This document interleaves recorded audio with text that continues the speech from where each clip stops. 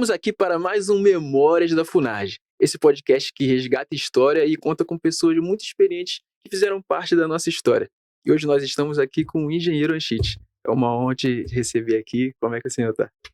Boa tarde, estou bem. Sempre que quando eu venho à sede da FUNARJ, despachar com o presidente, sempre trago algumas novidades boas e às vezes ruins também. Porque na vida a gente sempre tem boas coisas e tem coisas ruins também para a gente discutir.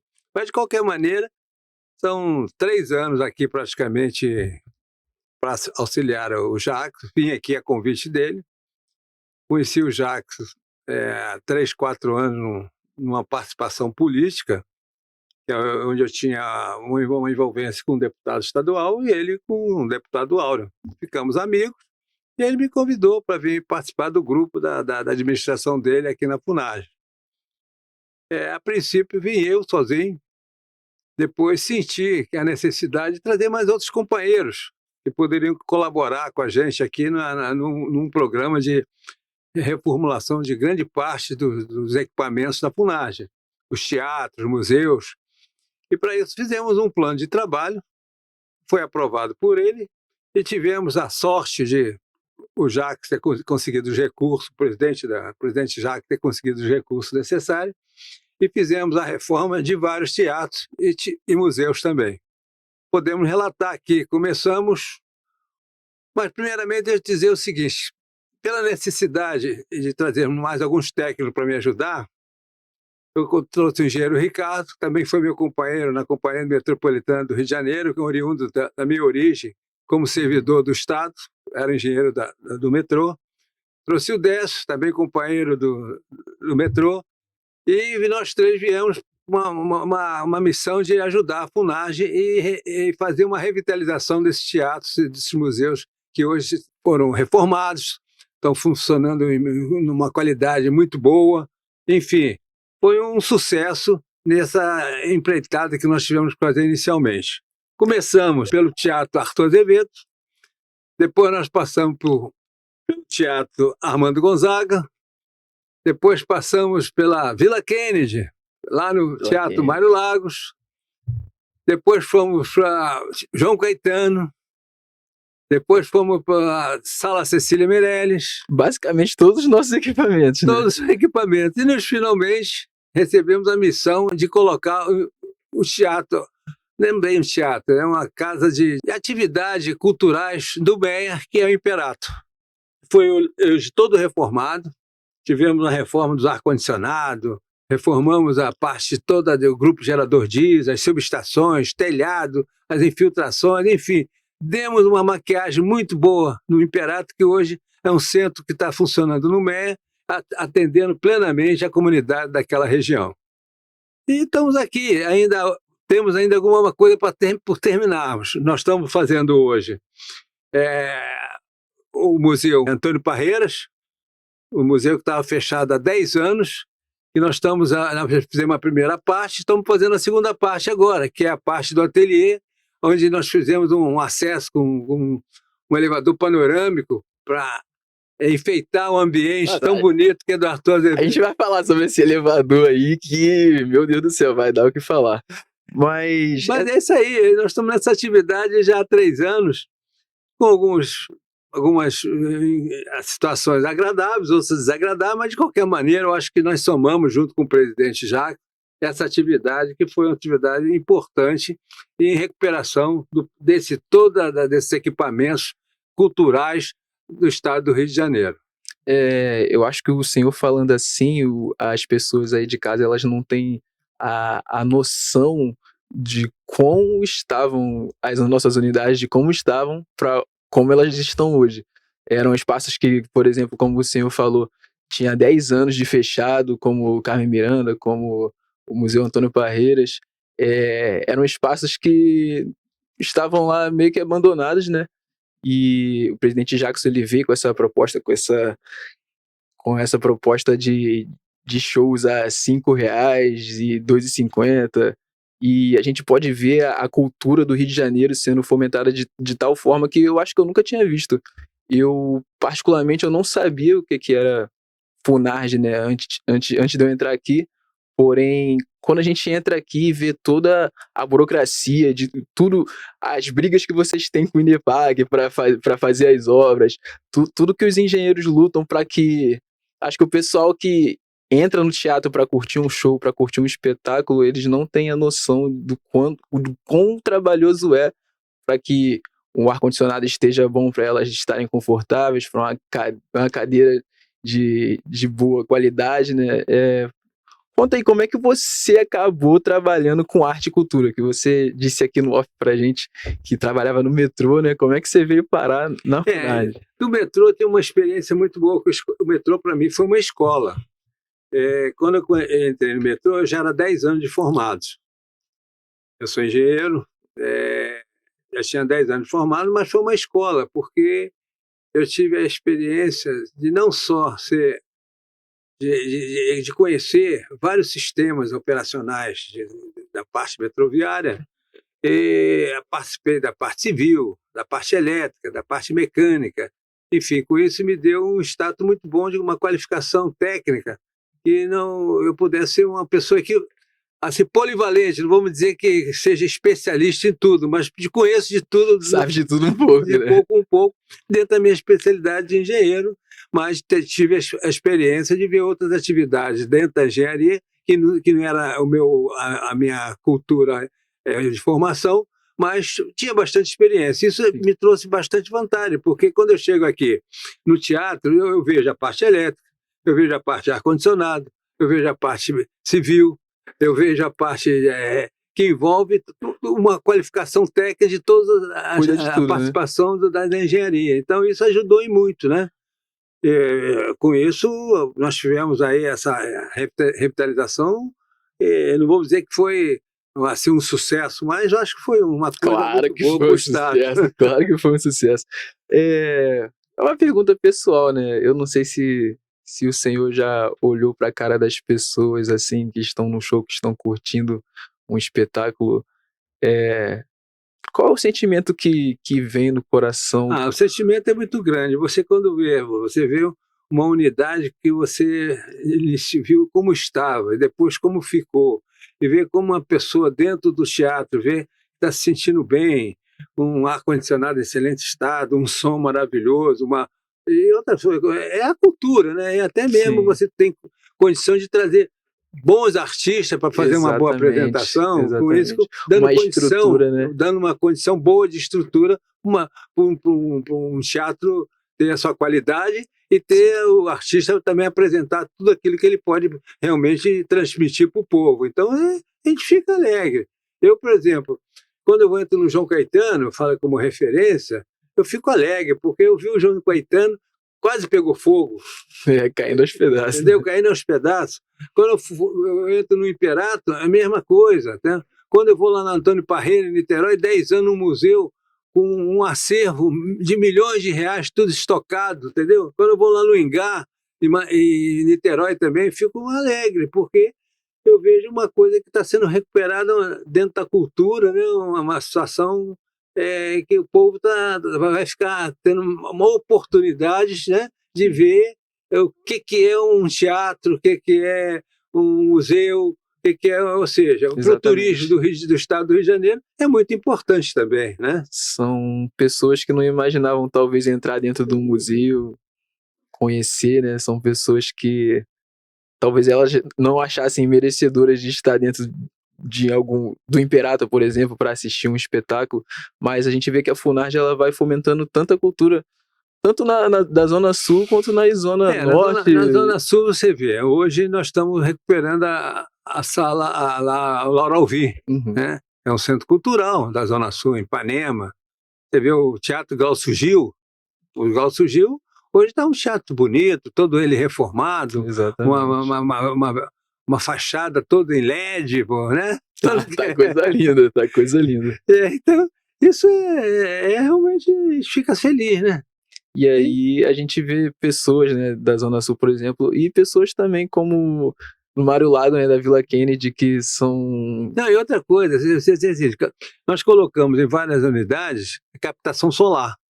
E você sabe, a captação de solar do Mário Lago abastece, sabia quem? O Glaucio Gil. Ou seja, A captação solar da Vila Kennedy abastece Com créditos, né? com crédito na zona sul do Rio de Janeiro, do teatro Sim. que lá surgiu. Você vê que isso Olha como né? as coisas se invertem, né? Inverte, né? Realmente deve ser muito gratificante, né? Olhar para todas essas unidades assim e ver que elas estão em pleno funcionamento, algumas naquelas fases finais ali, né? É. E conta pra gente desse elevador do Museu Antônio Parreiras aí. Rapaz, isso aí vai ser um sucesso, porque você vai no Antônio Parreiras, é um lugar muito gostoso, tem um jardim que é Sim. tombado, estava muito mal cuidado, abandonado, mas nós estamos já deixando ele realmente para ser um jardim tombado. Ou seja, a pessoa vai lá ver um jardim que realmente está sendo reformado e está sendo tal. E para chegar no ateliê do Antônio Parreira, você tinha que subir uma escadaria. Então os idosos não podiam subir. Eu, pelo menos, não aguento subir muito lá, não.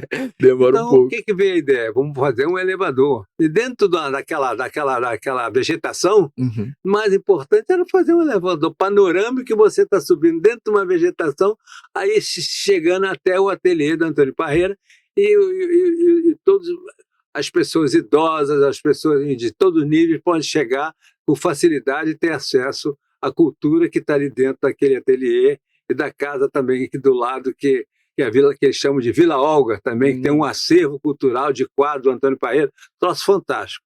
Olha, Niterói vai receber um acervo muito bonito junto com essa obra e com todas as peças importantes de Antônio Parreira que lá se encontram. Aqueles quadros enormes, né? Algumas peças que muitas pessoas não têm acesso, ideia, né? Não tem ideia da grandiosidade de lá, né? Esses quadros, inclusive, eles têm locais de situação que eles não podem nem sair de dentro das unidades, porque não passa pelas portas, eles foram pintados lá dentro. E agora você vê a dificuldade que foi para fazer a obra, você tendo que preservar o quadro, né, para não sofrer nenhuma influência de desgaste, algum acidente, qualquer coisa, e ao mesmo tempo reformar a unidade lá, né? Sim. Então, é uma história boa de se contar. E eu queria que o senhor explicasse para as pessoas leigas a situação do INEPAC lá com o Museu Antônio Parreiras, que o pessoal acha que as coisas estão fechadas por muito tempo, por negligência, talvez, por alguma coisa,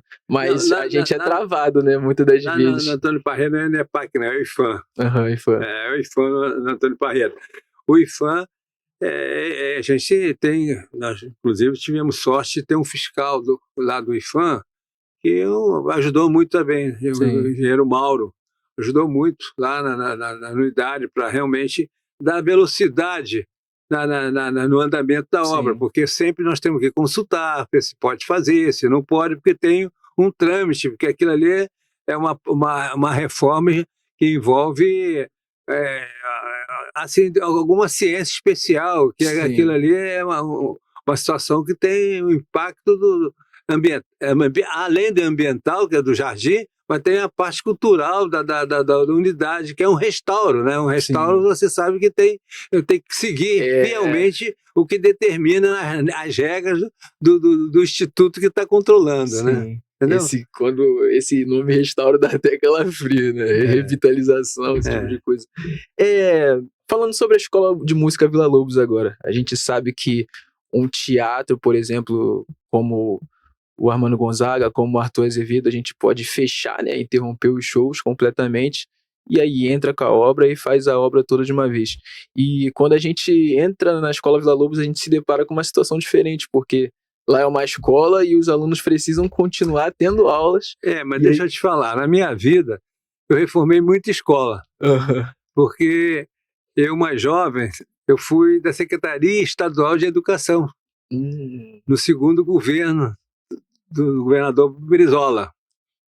E o que eu fiz? Nós reformamos 2.200 escolas. E também não podia parar. Senhora. Então você ia fazendo remanejamento, faz uma lado, joga os alunos para um lado. Mesma coisa que fizemos aí na Escola de Música Vila Lobos. Com andar, isolamos, removemos o pessoal para outros andares, e ao mesmo tempo ia fazendo assim, um delineamento junto com o diretor da escola para realmente a escola não ficar paralisada.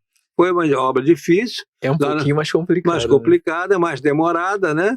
Mas, isso finalmente, ainda ficou faltando terminarmos lá o teatro, que já está no processo de licitação, Sim. mas ainda não conseguimos construir, reformar o teatro, mas já está no processo de licitação. E quando o senhor chegou aqui, qual foi o primeiro grande desafio que o senhor pensou, nossa, isso vai ser realmente complicado da gente executar, mas que hoje já foi executado, que hoje já Não, foi eu tudo. acho que eu já passei tanto desafio na minha vida, rapaz, que, pô, já tô com 80 anos, pô, entendeu? Então, É bastante bagagem aí. né? Então, 80 anos é 80 anos, pô. Ainda Sim. tenho força para trabalhar, pô, mas estou aí. Sim. Mas, de qualquer maneira, eu acho que é normal, pô. Eu sabia da dificuldade, eu sabia, logicamente, com o apoio do Jackson, né? Se não tivesse o apoio do presidente da FUNAG, a gente não ia conseguir isso realmente. Sim. Mas com o apoio dele, ficou muito mais fácil, tá? Deu todas as condições de trabalho para nós. E quando você tem umas condições de trabalho, logicamente, as coisas fluem com mais facilidade, né? Sim. Tem alguma situação de obra que marcou o senhor? Não, fazer obra é obra, você passa por tudo. Você, numa obra, você às vezes parece que as coisas estão indo bem, mas você, de uma hora para outra não está indo, mas você tem que estar sempre presente. Sim. Isso aí não tenha dúvida, você tem que estar sempre presente, olhando bem os teus projetos, verificando, fazendo as correções, fazendo os as-builds que tem que ser feito. Isso acontece normalmente, principalmente em manutenção e quando você faz reforma, porque Sim. você não sabe o que tem dentro daquela parede. Pode ser que o tubo esteja bom, pode ser que o tubo está todo enferrujado. É complicado. Aí você só abre para ver se está bom, não quebrando, né? Exato. Então isso acontece normalmente. Já é praxe da engenharia ter essas dificuldades, tá? Somente quando você faz uma reforma, né? Sim. E agora eu vou colocar o senhor numa saia justa. Mas se o senhor pudesse escolher uma unidade como a preferida do senhor, aqui da FUNAG, qual que mais esquenta o coração? Eu posso dizer duas? Pode, eu vou dar essa colher de chá. Tá.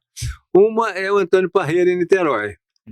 E outra é Imperato, que é onde eu nasci, me criei. Eu, como rapaz, morei muitos anos no Meia. Senhor do Meia. Então, o que acontece? Eu fui, com a minha época de jovem, e em frente ao Imperato eu tinha era o ponto do encontro da galera, entendeu? Era um cinema, né? Era o cinema da época, então todo mundo se reunia ali no Imperato, da Dias da Cruz, e eu era daquele grupo dali, então isso fazia parte da minha vida, da minha infância, da minha adolescência, entendeu? E o Antônio Parreira, por estar 10 anos parado com aquele, e a obra que está sendo feita lá com muito carinho, entendeu? Então são os dois lugares que... Mas todos eles, na realidade, me chamaram muita atenção e sempre trabalhei com muita dedicação, tá?